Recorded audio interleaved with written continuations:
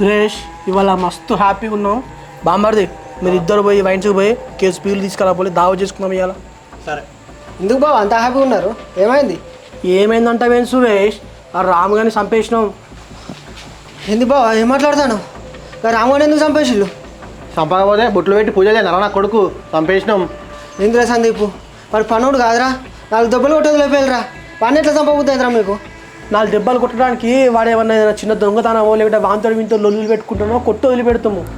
వాడు చేసింది ఏం పని? మన ఇంట్లో అమ్మాయి జోలికి వచ్చిండు, అట్లాంటి చంపకుండా వదిలేయాలనా? బావా రామువాడు అప్పటికి రానితో వద్దు వద్దు అని అంటూనే ఉన్నాడు.